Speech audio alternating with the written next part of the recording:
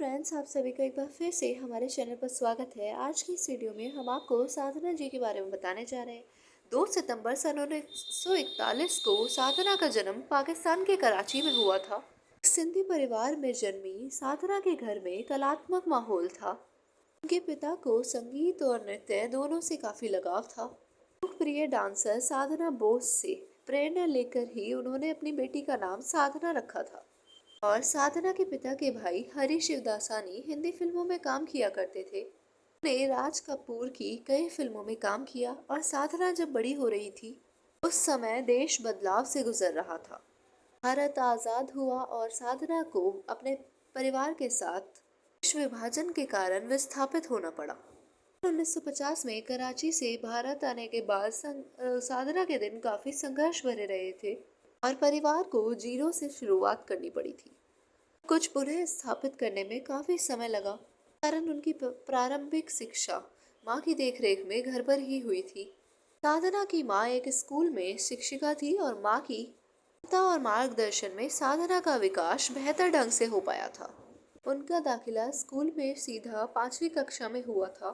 साधना ने जय हिंदी कॉलेज मुंबई से अपने कॉलेज की पढ़ाई पूरी की थी। दिनों टीएम बिहारी की फिल्म पाना में साधना को अभिनय करने का अवसर मिला था। ये फिल्म विभाजन की पृष्ठभूमि पर आधारित थी। इसके निर्माताओं ने साधना की खूबसूरती और उनकी मासूमियत से प्रभावित होकर उन्हें ये रोल प्रदान किया था। उनकी प्रस्तुति इतनी अच्छी रही थी कि सभी ने उनकी प्रतिभा की प्रशंसा की थी। बाद साधना महान शोमेन राज कपूर की फिल्म 420 में भी नजर आई थी।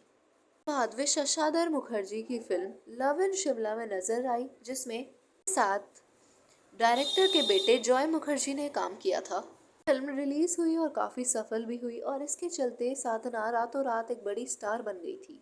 साधना का माथा कुछ चौड़ा था, इसे लेकर फिल्म के निर्देशक का ये ख्याल था कि अगर वे इन पे बाल रखें तो वे उनका माथा अच्छा लगेगा। फिल्म निर्माता आर के नैयर का ये सुझाव काफी क्रांतिकारी साबित हुआ और इसके चलते इस हेयर स्टाइल को सब साधना कट के नाम से जानने लगे थे। फिल्म के बाद साधना के लिए हिंदी फिल्मों के दरवाजे खुल गए थे। वे सिनेमा की स्क्रीन पर जितनी खुश, मासूम और बेबाक दिखती थी, जिंदगी में वह उतनी ही खामोश थी। मिलना जुलना काफी सीमित था और आशा पारिक, हेलन, वहीदा रहमान उनकी अच्छी दोस्त थी। के बाद उन्होंने अपनी शादी कर ली थी फिल्म निर्देशक आर के नैयर के साथ, लेकिन फिर ना जाने उनकी खुशियों को किसकी नज़र लग गई थी। तबीयत बिगड़ गई। डॉक्टर को दिखाया तो डॉक्टर ने बताया कि उन्हें थायराइड की बीमारी है। फिर वह अमेरिका गई और उन्होंने अपना इलाज करवाया। फिर वह ठीक होकर वापस से फिल्म जगत में आ गई थी और फिल्मों में फिर से काम करना शुरू कर दिया, लेकिन उनकी समस्याएं खत्म नहीं हुई थी। उनका पीछा बीमारी नहीं छोड़ रही थी। साधना और आर के नैयर की शादी हुई थी। काफी साल बीत चुके थे, लेकिन साधना को कोई संतान नहीं हुई थी। ये काफी बड़ा दुख था और यह दुख और भी ज्यादा बड़ा हो गया था जब आर के नैयर की साल 1995 में मृत्यु हो गई थी और साधना और भी ज्यादा अकेली हो गई थी। उन्होंने जीवन के अंतिम साल अकेलेपन में बिताए थे। ये मात्र 1-2 साल नहीं बल्कि 20 साल थे।